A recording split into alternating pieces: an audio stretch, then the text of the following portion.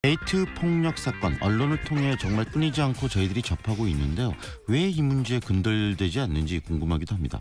데이트 폭력을 연인 사이에서 발생하는 이런 사적인 문제로 많이들 취급을 하고 있지만 더 중요한 건 법적인 체계가 마련되지 못했기 때문에 이렇게 근절되지 않는 거 아니냐, 이런 지적도 제기되고 있습니다.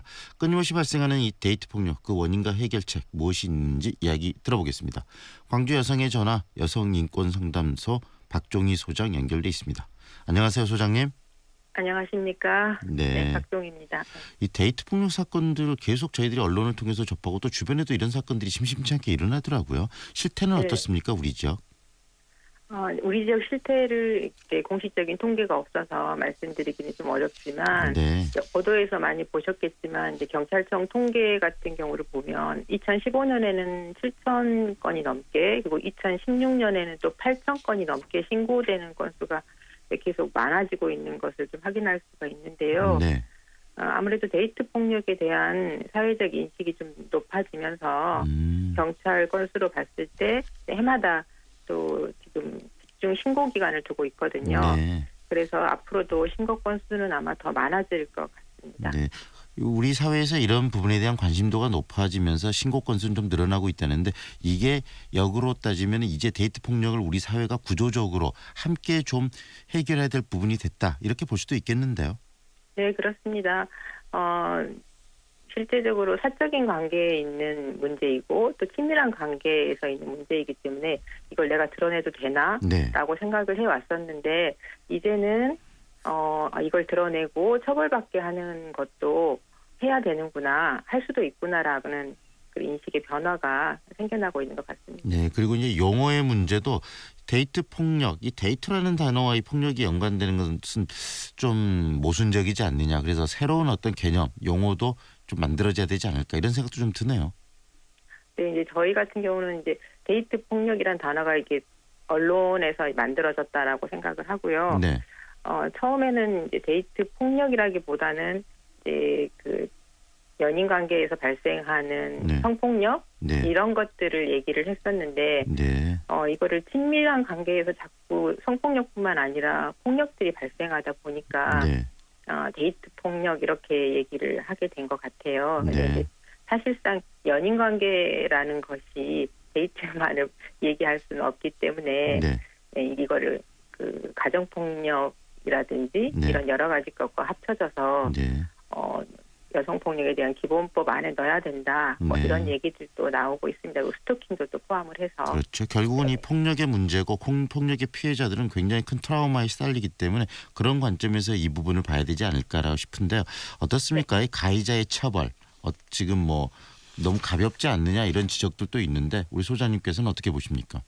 네, 그렇습니다. 이제 이 데이트 폭력을 처벌할 수 있는 그 법적인 근거는 일반 형사법의 폭행죄로밖에 될 수가 없는데요. 네, 이 법적으로 이걸 가져가다 보면 신체적 폭력만이 그 기준이 되고 있기 때문에 네, 피해자들이 어렵게 결정을 해서 신고를 하러 가더라도 네, 뭐 가해자와 무슨 사이인지 또 애인 사이라고 하면 그런 경우에는 처벌이 안 될 수도 있다. 아니면 뭐 잘해야 벌금만 나올 수도 있다. 네, 또 서로 쌍방 폭행이지 않느냐.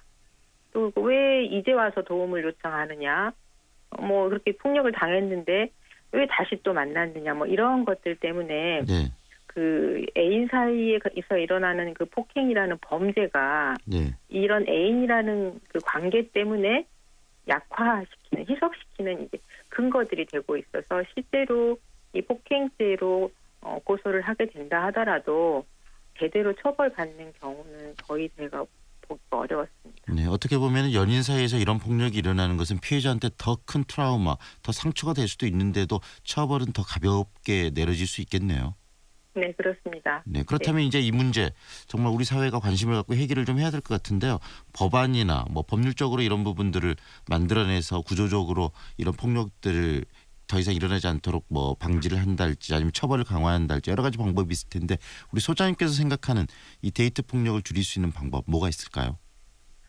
이제 최근에 이제 그 20대 국회에서도 이 데이트 폭력과 관련된 여러 가지 대표 발의가 나와서 지금 뭐 위원회에서 심사 중이기도 하지만요. 네, 그 현장에서 제가 피해자를 직접 만나다 보면 지금 그 발의된 법안들이 대부분 가정폭력 특별법과 같이 이제 보호 조치에 중점을 두는 경우들이 좀 많이 있어요. 내용을 보면. 네. 그래서 이제 그렇게 되다 보면 아무래도 범죄라는 인식이 어렵게 되거든요. 네. 그래서 처벌에 좀 중점을 둘 수 있도록 제대로 좀 될 수 있도록 하는 것이 중요하고 네. 그리고 이제 그 앞서서는 경찰이 이 피해자에 대한 보호를 하기 위한 임시 조치라든지 네. 보호 조치, 신변 안전 조치를 좀 강화할 수 있는 이런 것들이 좀 만들어졌으면 좋겠고요. 특별법 제정이라든지 이런 것도 중요하지만 네. 지금 현재 그 적용할 수 있는 법을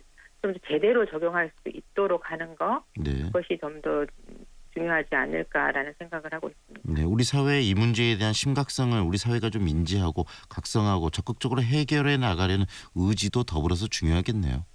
네네 그렇습니다. 그래서 이제 아무래도 이 데이트 폭력을 당한 피해자를 주변에서 목격하거나 네. 보게 되면 피해자들이 이걸 혼자서만 끌어안고 있지 누구한테 알리는 것을 굉장히 두려워하거든요. 네.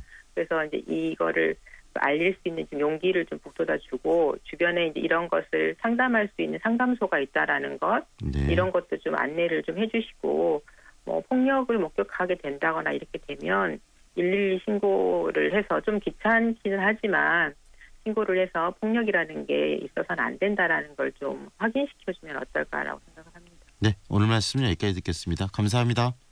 네, 감사합니다. 지금까지 광주 여성의 전화 여성인권상담소 박종희 소장과 이야기 나눴습니다.